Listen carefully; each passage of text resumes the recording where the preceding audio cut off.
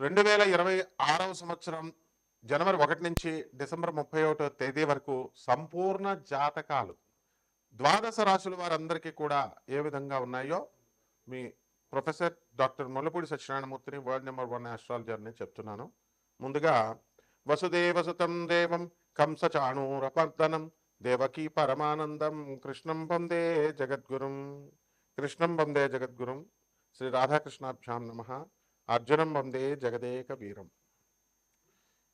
ఇప్పుడు మనము 2026వ సంవత్సరం రాశి ఫలాలను కనుక మనం చూసుకున్నట్లయితే గ్రహస్థితుల్లో ఏ విధంగా ఉన్నాయో చూద్దాం. మొట్టమొదటగా 6 ప్లానెట్స్ 6 గ్రహాలు ఒక ప్యారేడ్ లాగా నడుస్తున్నాయి అన్నమాట. అవి ఏమిటంటే ఎప్పుడు ఫిబ్రవరి 28వ తేదీ 2026వ సంవత్సరానికి బుధుడు, శుక్రుడు, గురుడు, శని, యురానస్, నెప్ట్యూన్ కూడా మనం తీసుకుంటాం పరిగణలోకి. నాసా రిపోర్ట్స్ని ఆధారంగా చెప్తాం కాబట్టి, మోడర్న్ సైన్స్ని తర్వాత ప్రాచీన జ్యోతిష శాస్త్రాన్ని మిళితం చేస్తున్నాం కాబట్టి. ఈ రకంగా జరిగినప్పుడు 12 రాశుల వారి యొక్క భార్యాభర్తల మధ్య గొడవలు, అన్యోన్యతలు, ఆ తర్వాత ఈ షేర్స్ స్టాక్ ఎక్స్చేంజ్ల్లో ఏ రాశుల వారు నష్టపోతారు, ఏ రాశుల వారు లబ్ధి పొందుతారు అనేటటువంటివి, అలాగే ప్రేమ వ్యవహారాలలో, అలాగే పెళ్ళిళ్ళ సంబంధాల వ్యవహారాలలో ఏ విధంగా ఎందుకు తొందరగా కుదరడం లేదు, మనము ఇవన్నీ కూడా మనము దీని ద్వారా మనం తెలుసుకోగలుగుతాం. ఇకపోతే మనకి ఈ యొక్క సంవత్సరంలో మేజర్ అలైన్మెంట్స్ ఒకే రాశిలోకి, ఒకే దిశలోకి, ఒకే అలైన్మెంట్ అంటే ఒకే స్ట్రైట్ లైన్లోకి రావడం అనేటటువంటిది జరిగింది 2026లో. మొట్టమొదటగా జనవరి 9న 2026వ సంవత్సరంలో గురుడు ఏం చేస్తున్నాడంటే ఆపోజిట్గా రీచ్ అవుతున్నాడు, భూమికి దగ్గరగా వస్తున్నాడు. దీనివల్ల ఏమిటంటే ఈ యొక్క చూడండి, ఇప్పుడు మొన్న బాంబు బ్లాస్ట్ జరిగింది ఎక్కడ మనకి ఢిల్లీలో. దానివల్ల ఏమైందంటే ఇంతకుముందు చదువులేని వాళ్ళు పెట్టేవారు, ఇప్పుడు చదువుకున్న వాళ్ళు ఈ రాడికలిజం అవలంబించి మొత్తం బాంబ్ బ్లాస్ట్లు ఇవన్నీ డాక్టర్లు 6 డాక్టర్లు ఏకంగా అందులో. సో ఇదంతా ఎందువల్ల జరిగిందండి అంటే గురుడు మనకి భూమికి దగ్గరగా రావడం. ఆ తర్వాత అంటే ఏ రాశుల వారు వాళ్ళ కుటుంబంలో ఉన్నటువంటి పెద్దల్ని ఎదిరించి ఆస్తులన్నీ కూడా డివైడ్ చేయించేసుకొని వాళ్ళందరూ కూడా మళ్ళీ ఫ్రెండ్స్తో వ్యాపారాలు పెట్టి నష్టపోతారు అనేటటువంటి మనం చెప్పుకోవచ్చు. అలాగే ఫిబ్రవరి 28వ తేదీ 2026వ సంవత్సరంలో రెండవ మేజర్ పెద్ద అలైన్మెంట్ జరగబోతోంది.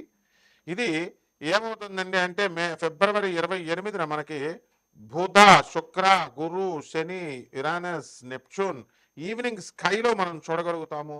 దీని గురించి మనం ఎక్స్ప్లెయిన్ చేశాము. తర్వాత ఈ యొక్క యుద్ధాలు, కుటుంబ యుద్ధాలే కాకుండా మనము దేశంలో జరిగేటటువంటి యుద్ధాలు ఫ్యామిలీలో, ఆ తర్వాత ఈ యొక్క కుటుంబంలో తండ్రి కొడుకుల మధ్య అనుబంధాలు, అలాగే వీళ్ళు ఓల్డేజ్ హోమంలో చేరుస్తారా పిల్లలు మిమ్మల్ని, లేకపోతే వాళ్ళ ఇంట్లోనే పెట్టుకొని చూసుకుంటారా, ఇలాంటివన్నీ సంపూర్ణంగా మనం వీటి వల్ల తెలుసుకోవచ్చు. మనం ఏప్రిల్ 18, 2026వ సంవత్సరంలో అలైన్మెంట్ ఆఫ్ 4 ప్లానెట్స్ జరుగుతున్నాయండి. దానికి ఎవరెవరంటే శని, కుజుడు, బుధుడు అండ్ నెప్ట్యూన్ గ్రహాలు, 4 గ్రహాలు మేజర్గా అలైన్మెంట్స్ జరుగుతున్నాయి. దీనివల్ల మనకి అంతర్యుద్ధాలు, కుటుంబాల్లో కోర్టుల్లో యుద్ధాలు, మీ ఆస్తులు మీకు వస్తున్నాయా రావట్లేదా, తర్వాత రోడ్డు యాక్సిడెంట్స్, చాలామందికి ఏ రాశుల వారికి మోకాళ్ళ నొప్పులు వస్తున్నాయి, మోకాళ్ళ ఆపరేషన్లు పడుతున్నాయి, లేకపోతే మేజర్ ఆపరేషన్స్, ఆడవాళ్ళకి ఈ యొక్క యుటరస్ రిమూవల్, ఇలాంటివన్నీ కూడా గర్భసంచి తీసివేయడము, ఇలాంటివన్నీ కూడా ఆపరేషన్స్ ఎవరికి పడుతున్నాయి అనేటటువంటిది మనం తెలుసుకోవచ్చు. అలాగే జూన్ 9, 2026వ సంవత్సరంలో కంజంక్షన్ ఆఫ్ శుక్రుడు అండ్ చంద్రుడు అనమాట, వీనస్ అండ్ మూన్. దీనివల్ల చక్కగా వివాహాలు కానిటువంటి వాళ్ళకి వివాహాలు అవుతాయి కొన్ని రాశుల వారికి. అలాగే కొన్ని రాశుల వారికి చక్కగా మనము ఈ యొక్క గజకేసరి యోగం లాంటి యోగాలు మనకు రావడము, మగపిల్లలు స్త్రీ సంతానాలు కలగడము, ఈ సంతానం విశేషించి స్త్రీ సంతానం కలగడము, అత్తగారులు ఆ భార్యలు వీళ్ళంతా కూడా అనుకూలంగా ఉండడము, అలాగే భార్య అత్తగారుల నుంచి కలిసి ఎప్పుడో ఇస్తాననేటటువంటి కట్నాలు ఇవన్నీ కూడా తిరిగి రావడం, ఇవన్నీ కూడా జరుగుతాయి. ఇకపోతే ఆగస్టు 12వ తారీఖున కనుక మనం తీసుకున్నట్లయితే మళ్ళీ 6 ప్లానెట్స్లో ఈ యొక్క 2026 సంవత్సరం అలైన్మెంట్లోకి వస్తున్నాయండి. దానివల్ల అదొకటి. దానివల్ల మనకి ఉద్యోగాలు ఉంటాయా ఉండవా, అసలే రిసెషన్ పీరియడ్ జరుగుతుంది. దీని నుంచి సాఫ్ట్వేర్ ఉద్యోగస్తుల భవిష్యత్తు ఏమిటి, ఇతర వృత్తుల్లో ఉన్నటువంటి వాళ్ళు విదేశాలకు వెళ్ళాలనుకుంటున్నారు, అటువంటి వాళ్ళకి మనకి వీసాలు వస్తాయా రావా, ఎప్పుడు వస్తాయి, ఇవన్నీ కూడా వ్యక్తిగత జాతకాల్లో మనం తెలుసుకోవచ్చు. అలాగే అక్టోబర్ 26వ తేదీ దగ్గరకు వచ్చేసరికి కంజంక్షన్ ఆఫ్ గురుడు and Uranus, Jupiter and Uranus, ఇది ఈ అక్టోబర్ నెలలో చాలా మార్పులు వస్తున్నాయన్నమాట. అందువల్ల గురు చండాల యోగము తర్వాత ఈ ఇంట్లో మనము మీ తల్లిదండ్రుల యొక్క లేదా పెద్దల యొక్క అనారోగ్య స్థితులు, తర్వాత దూరపు బంధువుల యొక్క మరణాలు, మీ యొక్క విదేశీ యానాలు, మీరు స్టూడెంట్స్ అందరూ కూడా విద్యార్థులు పాస్ అవుతారా ఫెయిల్ అవుతారా అనేటటువంటిది మీకు ఈ యొక్క గురుడు యురానస్ కాంజంక్షన్ బట్టి మనం అక్టోబర్ నెలలో మనం తెలుసుకోగలుగుతాం. ఇక నవంబర్ 14, 2026 సంవత్సరంలో మనము ఏమవుతుందండి, వీళ్ళకి morning alignment of 4 planets morning ఉదయమే కలుస్తాయి, ఉదయం మనం చూడగలుగుతాం. బుధుడు, శుక్రుడు, కుజుడు, గురుడు అనమాట.